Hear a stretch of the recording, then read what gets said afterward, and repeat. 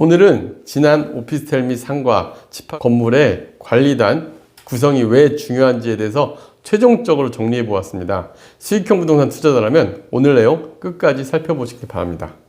안녕하세요. 월세호스TV의 최영식입니다. 네, 오늘 알려주실 내용은 무엇인가요? 예, 오늘은 지난번에 저희가 이제 상가나 오피스텔 이런 집합 건물들에 대해서 관리단이 왜 필요하고 그 다음에 이 사후에 어떤 처리를 해야 되는지에 대해서 우리가 사례로서 어떤 피해 사례가 발생한지 얘기를 했다 한다면은 오늘은 그 절차와 그리고 어떻게 우리가 구성을 준비해야 되는지를 자세히 좀 알아보겠습니다.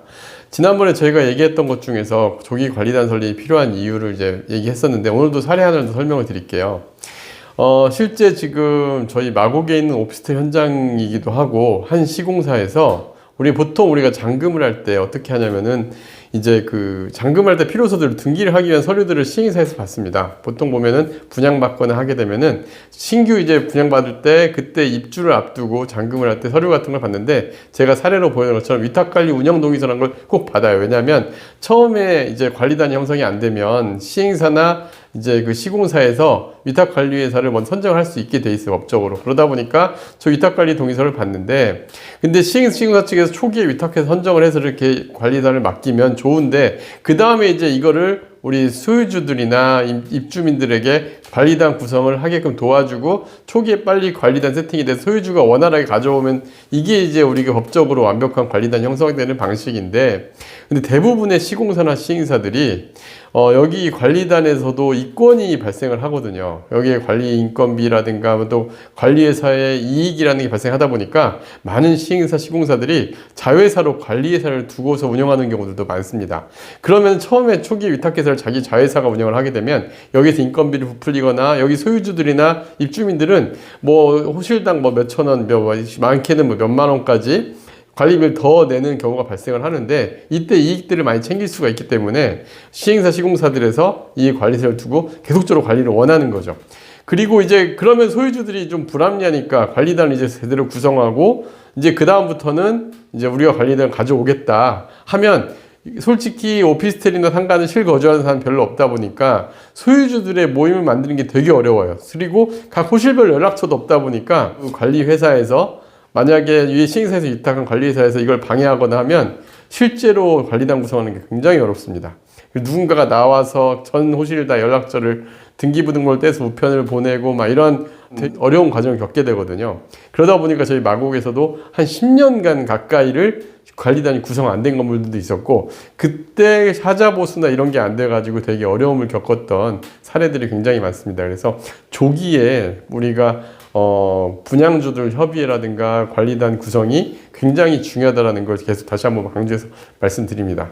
그럼 이 절차는 어떻게 되는지 알려드릴게요. 절차를 보면 준공 전, 준공 후, 그 다음에 건물에 입주 후에 우리가 바람직한 절차 방법이 있습니다. 일단 준공 전에는 반드시 있어야 될 게 있어요. 우리가 아파트들 같은 경우는 입주 예정자 협의들이라고 해서 분양받으신 분들이 자발적으로 인터넷 카페 개설이라는 걸 통해서 자연스럽게 모입니다. 왜냐하면 자기가 입주해야 될 아파트니까 이걸 어떻게 운영을 할 것인가, 그 다음에 어떤 가구가 들어와야 되고 또 어떤 게 옵션이 들어와야 되는지에 대해서까지도 되게 촘촘하게 따져요. 실제 거주하실 분들이다 보니까. 하지만 오피스텔이나 상가들 같은 경우는 대부분 물론 그런 가구 같은 것도 안 들어갈 뿐더러 임대사업을 할 사람들이 모였기 때문에 이거에 대해 관심이 별로 없어요. 그래서 보통 분양주의 모임인 분양주 협의회나 이런 게 구성이 안 되는 경우들이 많은데 하지만 이때부터 사실은 준비가 돼야 돼요. 그래서 조기에 관리단 설립을 준비한다든가 또 입주자 사전점검 또 시행시공사 협의 같은 거를 사전에 준비해야 될 모임이 소유주들의 모임이 중요합니다.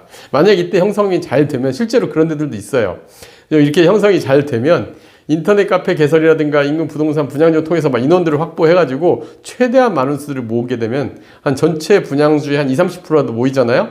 그럼 이제 그때부터는 시행시공사와 협의가 가능합니다.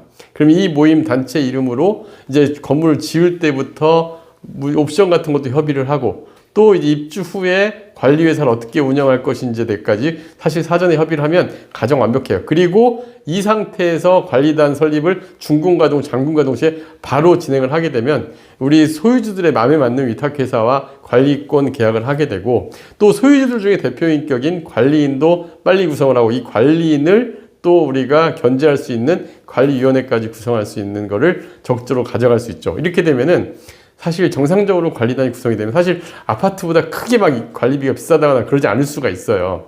또 되게 효율적으로 관리단도 운영이 잘 되게 돼 있습니다. 그 다음 입주 후에는 이제 이 관리위원 시스템도 안정화시키고 연차별 하자점검, 시공사 하자협의. 우리가 아파트에 가보면은 매월 입주자 대표의 회의를 통해서 그달의 민원사항 같은 걸 해결을 하고 이런 걸 체계적으로 할 수 있다는 걸 알고 있는데, 근데 오피스텔은 그런 게 전혀 없어요. 오피스텔이나 상가 같은 경우는.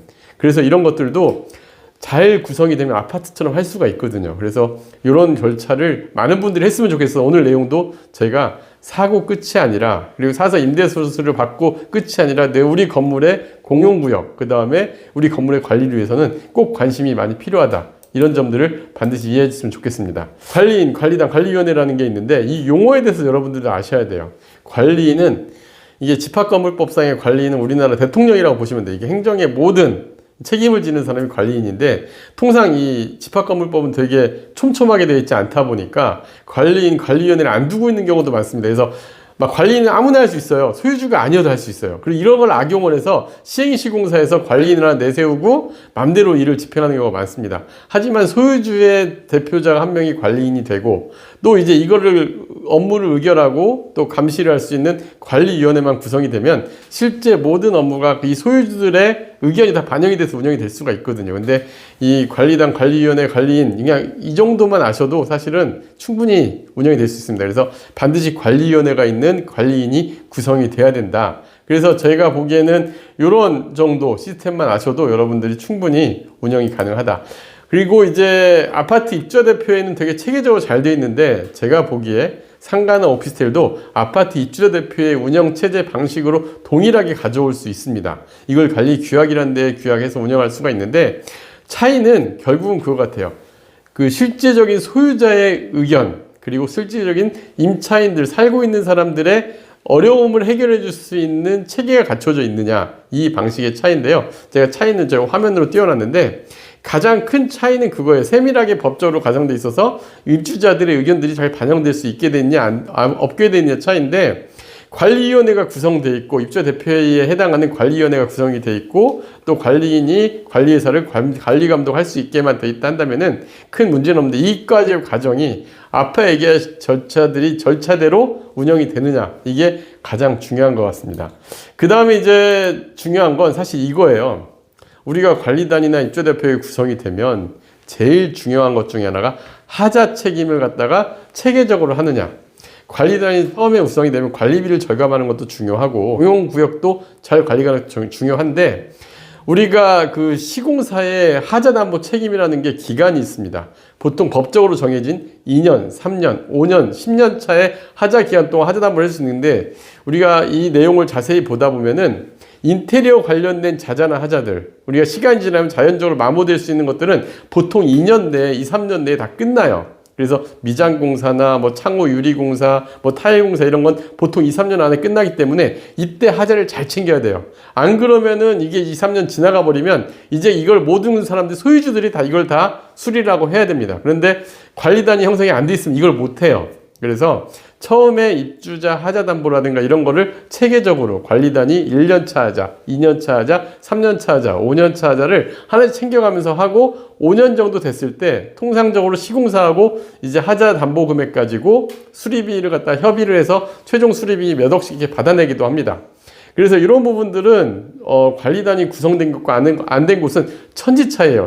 제가 실제 관리단 구성하고 관리인으로서 일하면서 한 세대당 한 수천만 원 정도의 차이가 날 수 있는 정도의 이 차이를 가져올 수 있습니다. 그래서 이런 부분들은 여러분들이 관심을 갖고 해야 내 재산을 지킬 수 있고, 또 투자를 하시는 분들은 반드시 알아야 될 내용이라고 생각을 합니다. 그래서 제가 이제 오늘 관리단에 대해서 자세히 말씀드렸지만, 이것만 알고 있으면 좋을 것 같아요. 만약 오피스텔이나 상가나 뭐 업무시설이나 지식사업센터를 만약에 분양받았다 한다면은 관리단을 빨리 설계해야 되는구나, 분양 소유주들의 모임이 빠르게 만들어져야 되는구나, 이것만 아셔도 오늘 내용은 잘 알 것 같을 거예요. 이걸 갖다가 정리를 좀 해보겠습니다. 신규 분양 오피스텔이나 상가, 지식센터 등은 아파트 입주 예정자 협의회 같은 유사한 단체인 분양주 협의회를 빨리 시작을 해야 됩니다. 이건 꼭 알아두셔야 돼요. 그리고 건물 잔금 전까지의 이 분양주 협의회는 시행사, 시공사와 협의 진행을 해서 옵션도 잘 들어올 수 있게 하고 그 다음에 건물 대속적인 감시가 이루어져야 됩니다. 그리고 건물 입주 초기 때 관리단 설립될 때는 관리규약, 관리위원회, 관리인 설정을 꼭 해야 된다. 그리고 초기 관리단이 구성이 되면 여러분들이 소유자를 한다면은 하자에 대해서 명확하게 임차인이 있다고 하더라도 내가 하자를 좀 챙길 필요가 있습니다. 그래서 하자 보수, 하자 협의 등 준비가 필요하고 위탁관리세 협의해서 그리고 제일 중요한 건 내가 소유주면 반드시 관리위원회 같은 데 좀 관심을 두실 필요가 있어요. 많은 분들이 너무 관심을 안 가지세요. 그러다 보니까 내 건물이 맘대로 막 관리가 운영이 되고 전혀 이해 당사자가 없는 다른 사람이 이익을 위해서 발생할 수 있기 때문에 이런 분들은 여러분들이 관심을 가져야지만 한다. 이걸 꼭 명심했으면 좋을 것 같습니다. 네, 다음 영상도 기대하겠습니다. 네, 감사합니다.